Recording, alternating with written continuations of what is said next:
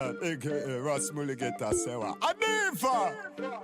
Hot girl diva, a diva. Some girl a skittle tough like a cleaver. No man no want them, tell them to leave ya. A diva! Run boy, hot girl diva, a diva. Some girl a skittle tough like a cleaver. No man no want them, tell them to leave ya. A diva! Run boy, diva, a diamond. Hot girl them a goal. Always feel like them in control. Any man we tackle them, end up in a them hole. That simple mean them story and skittle them a brass. Tell them kiss me round. Run a my place, none of them can pass. In a girl business, a them come last. Thailand, you are the boss. Hot girl diva, a diva. Some girl a skittle tough like a cleaver. No man no want them, tell them to leave ya. A diva. Run boy, hot girl diva, a diva. Some girl a skittle tough like a cleaver. Hold on a second, chat. I lost my scene here. I gotta find it. Where the fuck did it go? Give me a second here, chat. Man, this is what happens when you haven't fucking slept in 3 days. I just had the scene though. Oh my God. You gotta be fucking shitting me. I lost the fucking scene because what was it called? It was called, this is crazy. Okay, not Vultures, not Dirty Fridays, not podcast intro. I should have made a hotkey, but I didn't make a hotkey. You guys got to give me a minute here. Oh my God, this is like, this is why we're beta testing the site, chat. This is exactly why we're beta testing the site, because technically I don't know what the fuck I'm doing and it's going to take a while. Oh, here it is. Whew. I labeled it wrong. How y'all doing tonight, man? Eating some cake that my mom made. In the background, we are playing Backstage video that we did with Sean Paul, Cha-Ching Ching, and Rasaja from the Bob Marley movie. And yeah, I gotta finish this cake here. I'm addicted to sweets, even though I'm sweet enough. Pause.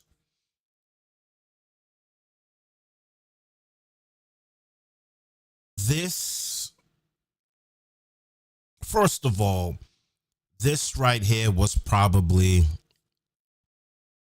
one of the most enlightening times I've ever had backstage. Right? And I've been doing this for 30 fucking years. I didn't even know I was doing it for 30 years. I had no clue that I was doing this for 30 fucking years until I'm backstage with Sean Paul.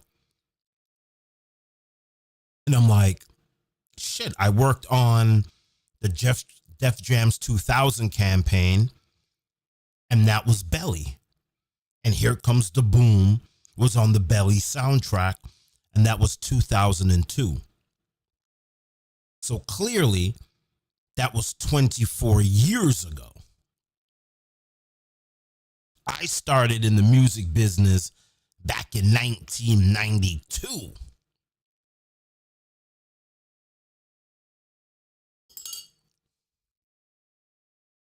So that is 30 years of doing this. And I wasn't like awestruck by Sean Paul backstage. I was awestruck that Sean Paul has been doing this consistently. I know he released music prior to 2000, but let's be real. 2000 was his breakout year. That's when, the Belly, It's a toss-up between Belly and Shotta's, which is the best urban underground gangster film of all times.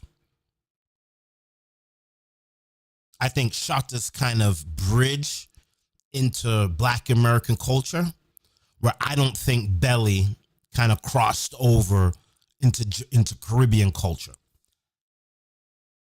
I don't know. I could be wrong. I could be biased because I'm Jamaican. I could be biased. But I think that Shotta's is actually could be a bigger movie than Belly.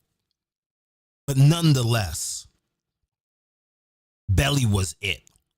And Sean Paul was in it. And it was mind blowing to be backstage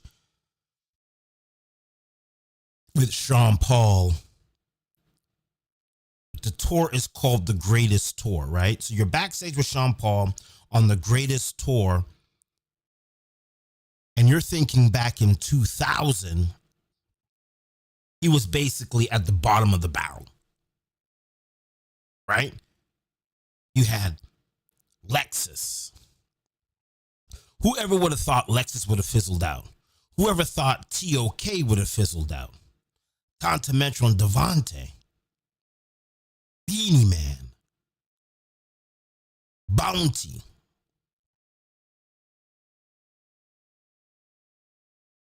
Like, these are ginormous names.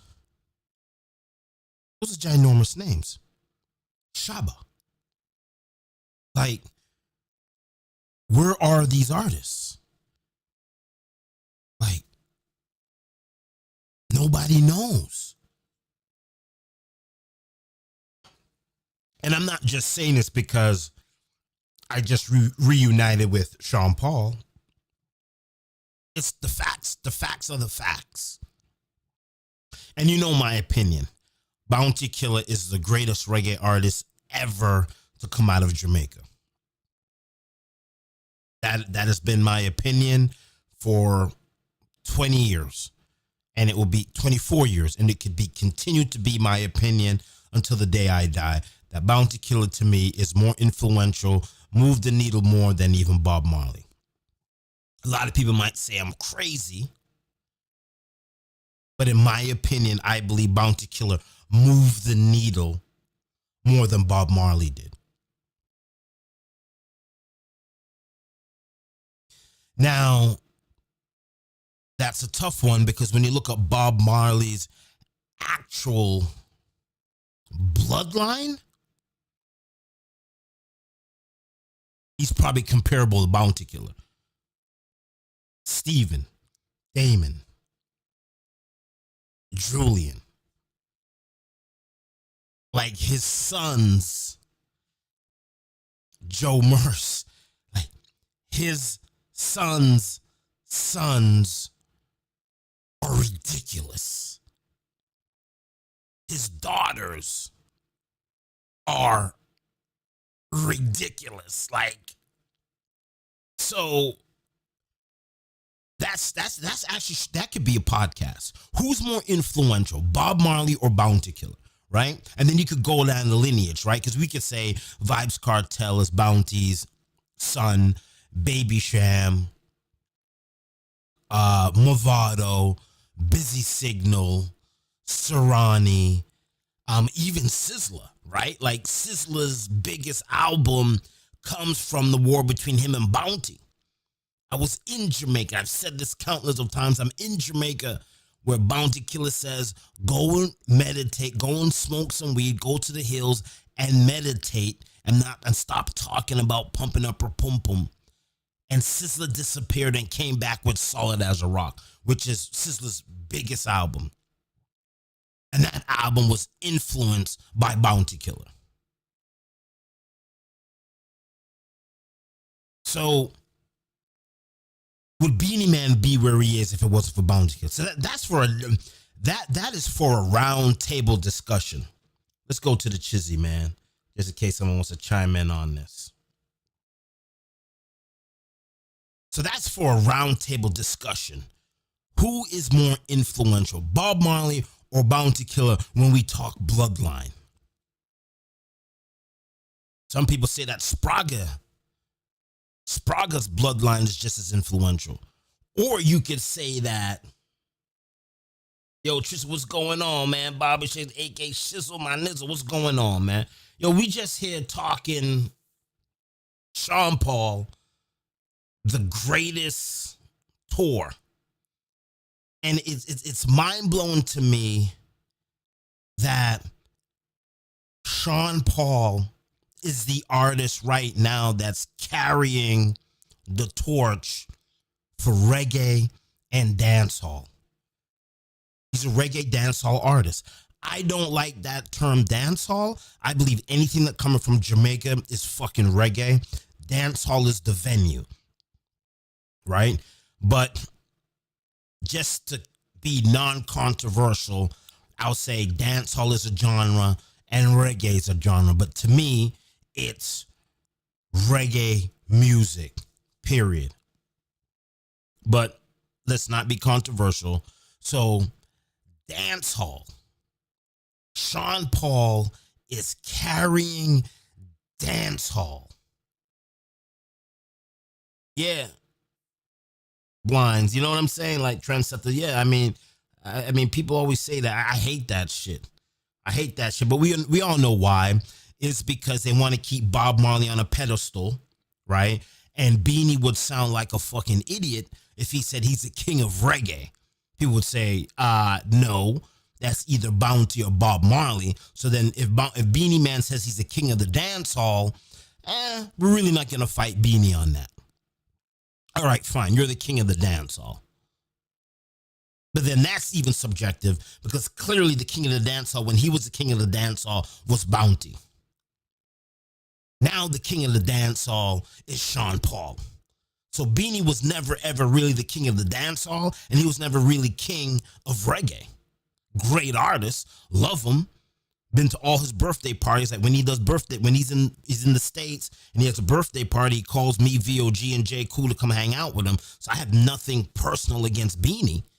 I love Beanie. He's a great dude. But we can't come on here and talk facts. Like I'm more closer to Beanie than I am Bounty, which is crazy. Like Bounty's my favorite artist, and I've never ever spoken to him.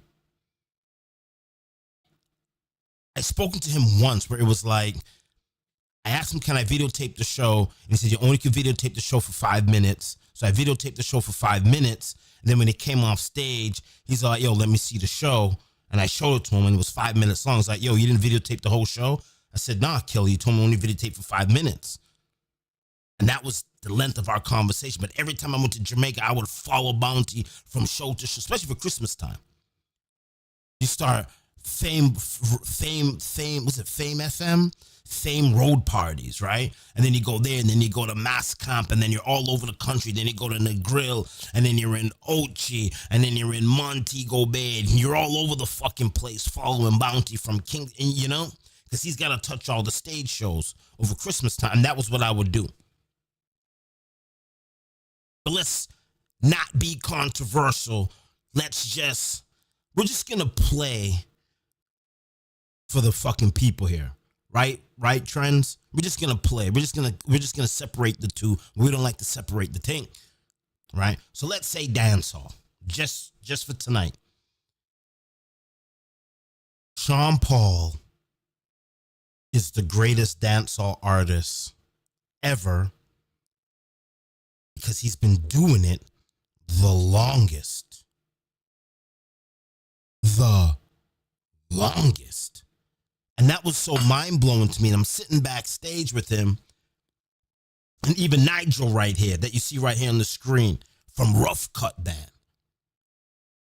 Like, you remember the days where they used to bring bands on tour instead of a DJ? There used to be a fucking band.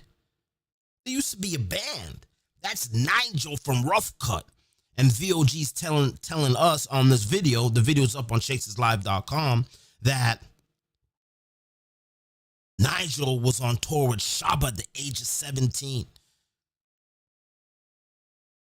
So when you look at this room here, the infrastructure is over 40 years of dance hall. It's over 40 years of dance hall. That's what's being played right now in the background. You got to go and watch this shit. Yeah, he's been doing it longest and the most consistent. And that was, oh yeah, I'm wearing my 94.5 jersey tonight because my man Roy Barboza was let go from Give Me the Light till now. I could even go back to even Here Comes the Boom. Right? He just has so many hits after hits after hits. Somewhere in the 94.5 jersey. Shout out to Roy Barboza. Remember we used to do it big at 94.5, man. Shout out to you. That's why I'm wearing this. Yeah, we're talking Give Me the Light. Let's just go crazy. It's crazy. It's hits after hits. And it just proved to me that if you keep on doing this, you will be successful in it if truly you master your craft. And Backstage at this thing here this was probably the first time in my career where I've reached this video right here, where it's very simple, it's not that crazy. But this video right here that you're watching on screen, I think this is the video where I achieve godlike status. This is the video where I am no longer trying to be cool. I am no longer trying to be the man. I'm just in the back doing my thing, just trying to push the culture. And this was a very enlightening experience for me the other night, because I'm no longer trying to be cool, right? I mean, I showed up looking like a punk rocker. I had my Vultures Kanye West t-shirt on. I had my hat rolled up, some biker hat. I had my sneakers were fresh, but a pair of fucking old ass fucking stretch pants, black. So I've reached a level of God in this business because I've also reached the same level of humility. And that allowed me to deliver this great piece of content. What's great about this content is it's just raw. And I tried to keep it. So like with this content here, there's a lot of interviews that went on in between, the fucking hall room craziness. I didn't put that in here because the interviews are not real. Most of the shit that's said here is the camera was just rolling. And that's why I think this is beautiful, because the camera's just rolling. So this is just raw, like backroom talk that's not even supposed to be told anywhere. And I was like, fuck it, man. I gotta put this on tape. And man, it's really mind blowing that I've been in this business that long, and to witness greatness and not Hollywood manufactured greatness, a dude that's been struggling to fit in the culture for over 24 years, and now that he has outlived that culture.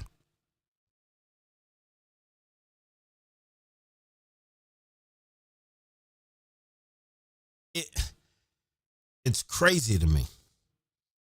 So we're backstage and J. Cool brings up Babyface. And I'm like, I don't know who Babyface is. And J. Cool's all like, Babyface? I don't know who Babyface is, bro. And he's all like, King at ease. I'm like, oh shit.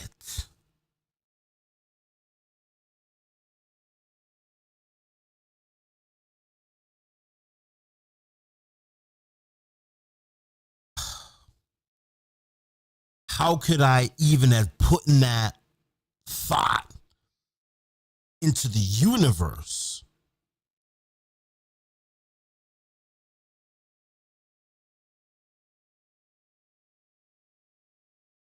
Yo, thank you, man.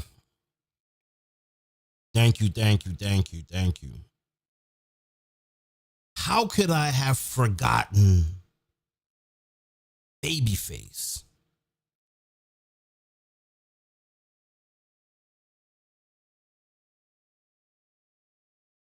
So a little backstory here. So there's a youth on Instagram called Reggaeology, and he posts stuff online. And I've been like giving, I just been talking the truth on it. And he called me, he sent me a voice message that like I'm a negative person and how I'm dick swinging and how like I'm an old school head that's not teaching the youths anything and all of this shit. And I'm like, bro, how are we gonna teach the youths anything if we don't talk the truth? And I didn't really go back and forth with him. But the reason why I brought that up is because I forgot more about reggae than the average person knows about it.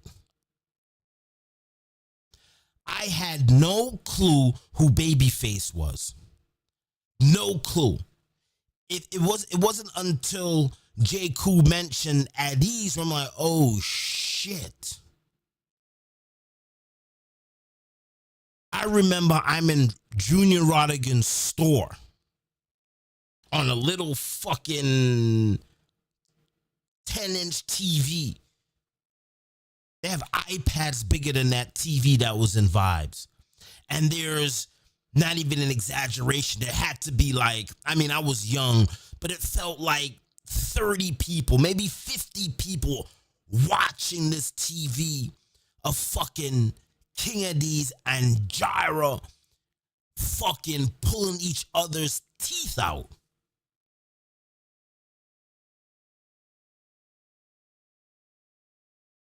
I've never seen anything like that before.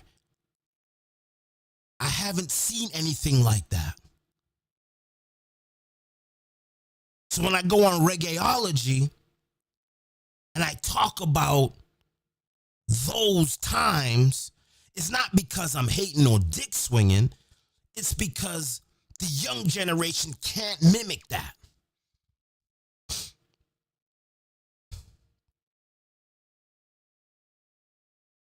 When Babyface came to 3C's and introduced us to Sean Paul,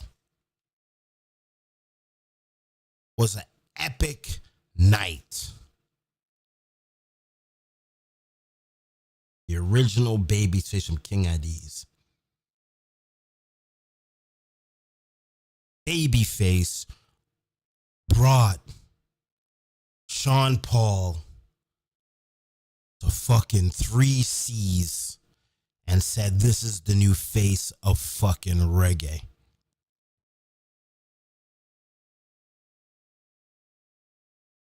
Babyface is an icon. I don't know where he is, and this may be controversial to say, but I don't think Tony Matron will ever get the hype or the killer men. Yeah, he wasn't lying either when he said that. I don't think Tony Matron will ever be bigger than he was on King Addies. And I even forgot Tony Matron. So when you're sitting, so this is what I'm talking about, right? When you're sitting down in a room with Sean Paul, the shit that you forgot 25 years ago now becomes fucking relevant, which is crazy. All night, Sean Paul's talking about 3 C's. He's talking about 3 C's, people. And that's when my mind started to go crazy. Because then you're like, fuck. That venue's probably top 10 reggae venues of all time. Right? You go 3 C's, you go Biltmore Ballroom. I don't know what other venues. What was the venue in Cleveland? You have Amazora.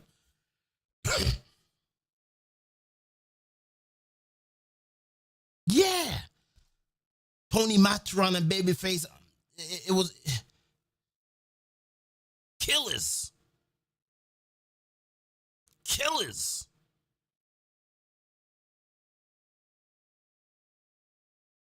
And this night right here, this was the night that it started to bring back memories, and it started to, it just started to open my mind, and it made me realize, like, yo, I've been doing this for a long time, and a lot of shit I've witnessed, stuff that just flies underneath the radar. Just flies underneath the radar. It flies underneath the radar. Because like I said, I've forgotten more about dancehall and reggae than most people have learned about it.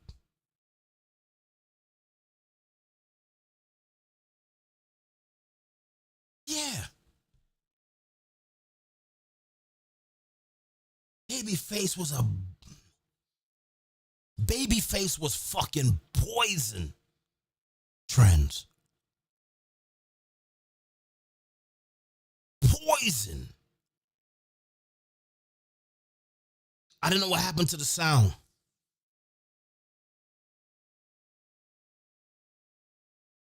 But this shows Sean Paul's greatness. It shows his greatness because everything he was the small fish when he showed up. Lexus, TOK, even Zebra had a thing going on. Lexus, TOK, Tonto Metro Devante, Beanie. We're talking about people that ran commercial radio, urban radio. And Sean Paul just climbed out of that dirt, bro.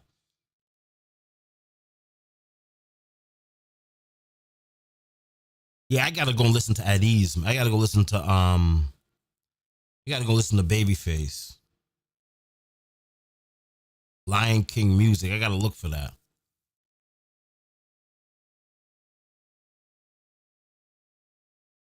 But that's the problem. I know it's tough. I know it's tough when the money's coming in. The owner of the sound wants to keep the money. He doesn't want to pay the selectors, and we think the sound is actually bigger than the selectors, but not in black culture, not in black movements. It's always black movements is a complete opposite from everything else. The brand is never bigger than the actual person working for the brand, which is crazy. A predominantly black culture, the employee is always bigger than the shield. Richard Thomas, I got to look him up, man. I got to sit down with him because he's an icon. And Sean Paul is coming from that era. Bass Odyssey. Stone Love, Metro Media.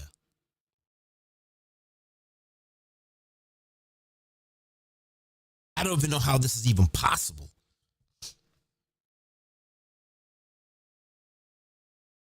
I don't even know how this is even possible, chat.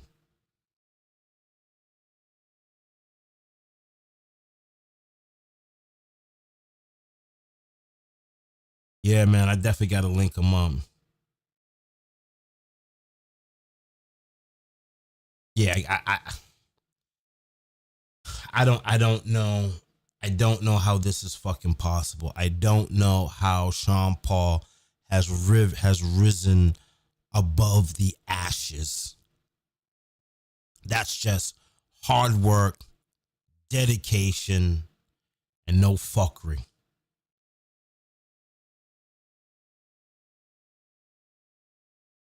Yeah. Babyface is definitely an icon. I agree with you 100%. He's definitely an icon. Most fucking, I agree with you 100%. He's there because he has the biggest clash in history. He's top 5 clash all time. You have Stone Love Silverhawk, which was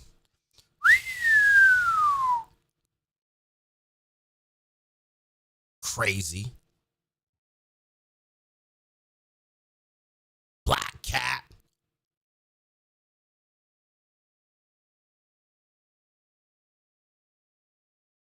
Anything Exodus 4x4 was in. So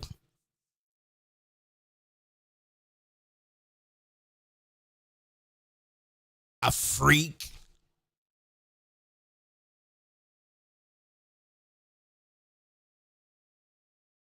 This is a good exercise that me and Seth could do right now, man. Let's name things from that era that's no longer around that Sean Paul is around. Let's get this popping.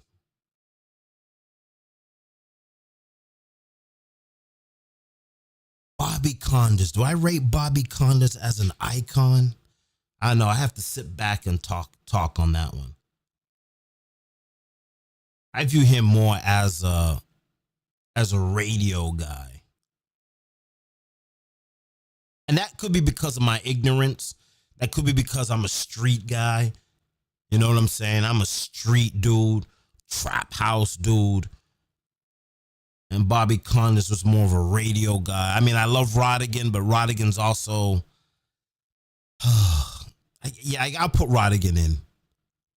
Got to put Rodigan in there. But Bobby Condas, I don't know. If we only could pick a handful of sounds from New York, I don't think we could even put Bobby Condas in top 3. That's just my personal opinion. I could be wrong. But Massive B has done, out of all the sounds in the business, and this is why you got to contradict yourself. Only smart people contradict themselves. I'm about to contradict myself right now, and I'm about to sound like an asshole.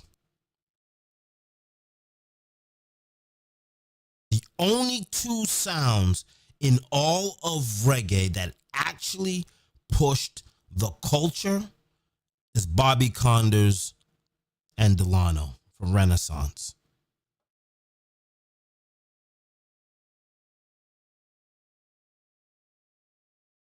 Yeah, he got a dub box because he was on radio.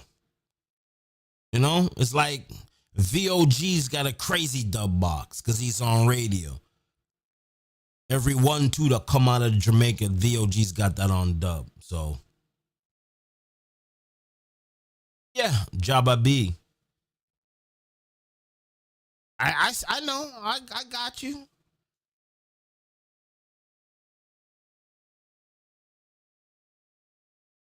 Anaconda, what's going on, baby? Anaconda, we just talking.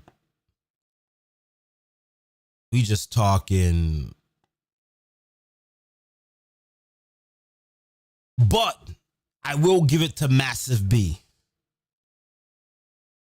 I will give it to Massive B because Massive B and fucking Delano Renaissance are the only two sounds in the business that push the culture. Let me tell you something right now. I'm in New York City, right? Yeah, but he got the dubs because of radio. I mean, we can't not, you know, when you're on a hot 97, when you're on a hot 97, you know what I mean? When you're on hot 97, the epicenter of urban radio, you have to fucking give the dudes dubs. Let me tell you how big Massive B is. I'm in New York City. I pull out my gun.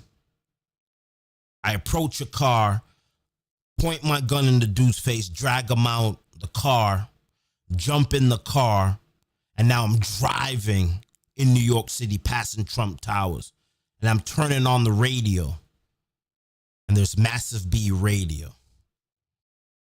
This is not real life, obviously. This is in Grand Theft Auto. If you played Grand Theft Auto 4 or 5, I don't know which one it was, Massive B was in the video game. When we talk about global reach and pushing the culture, obviously they made some money on it, but pushing the culture to that extent,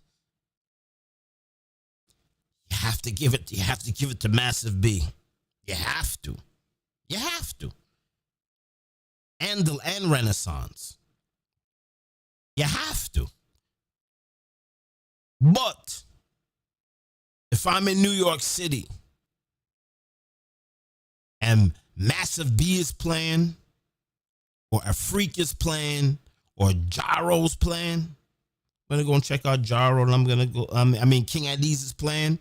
I can't get Jaro out of my mind thinking about King Addies and that clash.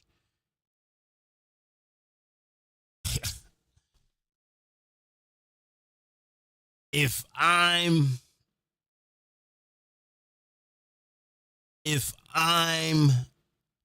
in New York City, and Massive B is playing, if Massive B is playing, and King Addies or Afrique is playing back in those days,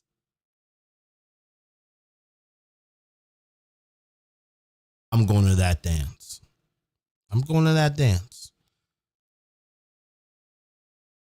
Earth Ruler, yeah, Soul Supreme. I'm going to that dance. Just being honest. But this is just,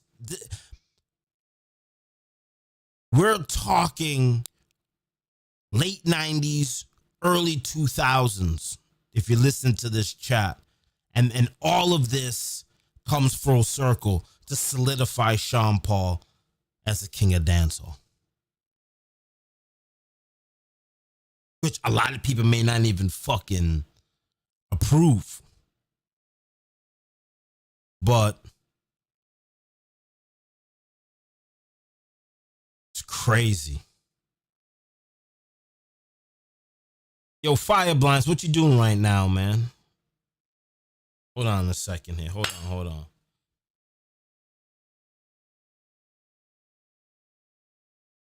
Yo, Fireblinds, you free right now? Hold on a second. Let me see if I can get Anaconda here. Let me see here. I know he put his name in my phone. What the fuck? Let me see if he's free right now. We can sit back and talk right now.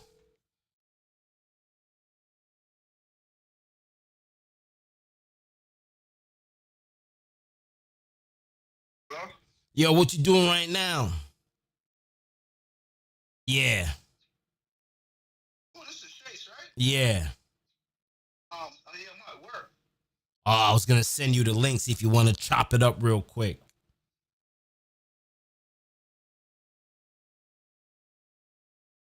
All right, so Trust me. because I'm live right now. What I'm gonna do is I'm gonna text you. We figure out a day. All right, my brother, be easy.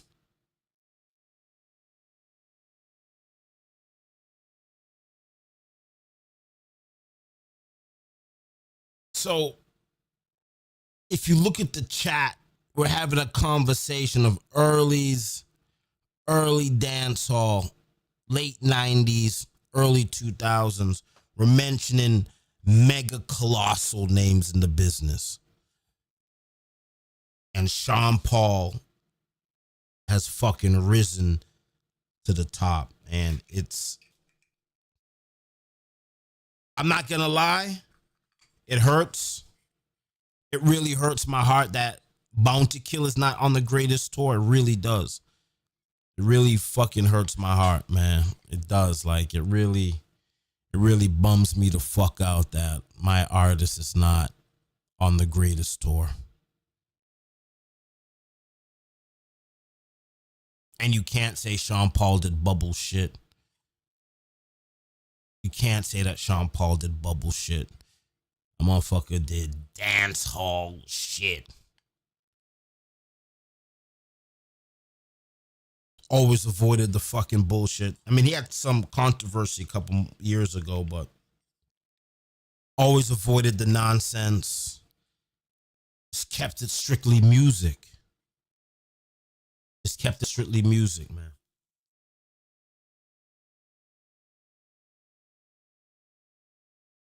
It's mind blowing.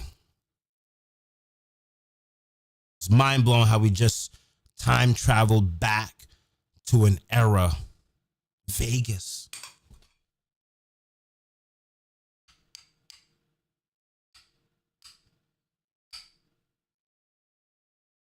When Sean Paul in Vegas was at 3C's, nobody in their right mind. This was 2000. Nobody in their right mind, Sean Paul in Vegas, would say that Sean Paul would outlive Mr. fucking Vegas. There's no human being on the planet that would have made that call. The only person that was making that call was Babyface.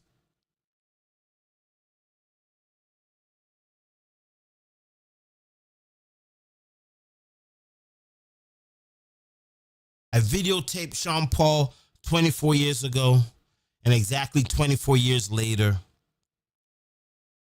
the beginning of it's so crazy, right? The beginning of BobbyShakes.com, I videotaped Sean Paul. The new website, the new beginning of Shakes is Live, videotape Sean Paul. And the evolution gap between 2000 Sean Paul and Sean Paul right now is fucking earth-shattering.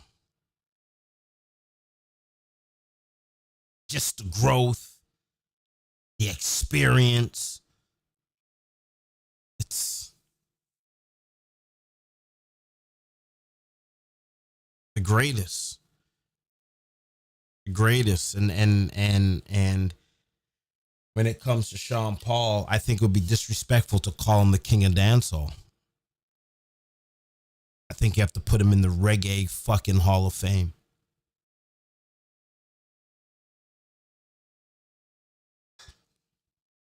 And a lot of people's not going to agree with me. But I think it's time that Sean Paul goes into the Reggae Hall of Fame. Maybe too early. It can't be too early. He's done 25 years in the business. It's time to give Sean Paul his flowers now, before he's not with us.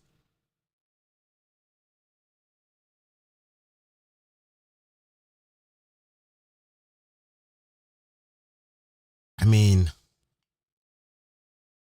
it's fucking crazy. Yeah, man, I want you guys to go over to Shakes is Live. You guys could go over to Shakes is Live, man. The video's on the front page. Just, this is There's some stories in there where we talk about 3Cs. And this is why Shakes is Live is back. Shakes is Live is back is because Boston has a prolific reggae history, and it's time to start letting the world fucking know. We're not some Irish town, man. We are a real reggae market with real experiences, and we provide real content for the industry. And nobody does it like how people in Boston do it. From the radios to the sounds to the promoters to the media, we just do it differently out here. And now it's time to start paying that fucking respect, man. Original Pilot. My man Pilot, love you, bro. Every time we go on live, man. Pilot, I know you're not here, but I believe that we were created by aliens. The gods that we worship are aliens. I do believe that vibrations travels through the universe. So, Pilot, somebody in space, Original Pilot. when somebody plays this live stream over and your song is being played, that vibration just transcends through portholes and black holes and black matter and dark matter and different solar systems and different. You're alive, bro. And I want the living, the dead, and the soon-to-be born to hear Pilot vibration. And that's why I always play this song. Pilot was a very special person to me, man. We got a funny story with me and Shaba. John Paul outlived Shaba. I gotta get the fuck out of here. Fuck this shit, I'm out. Fuck this shit, I'm out. No thanks, don't mind me. I'ma just grab my stuff and leave. Excuse me, please. Fuck this shit, I'm out. Nope. Fuck this shit, I'm out. Alright then. I don't know what the fuck just happened, but I don't really care. I'ma get the fuck up out of here. Fuck this shit, I'm out. Fuck this shit, I'm out.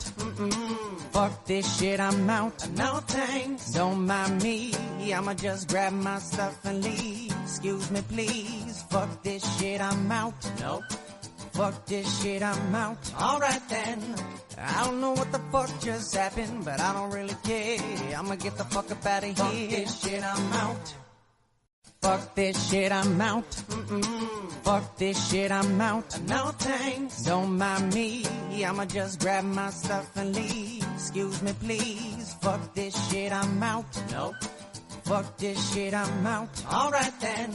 I don't know what the fuck just happened, but I don't really care. I'ma get the fuck up out of here. Fuck this shit, I'm out. Fuck this shit, I'm out. Fuck this shit, I'm out. No thanks, don't mind me. I'ma just grab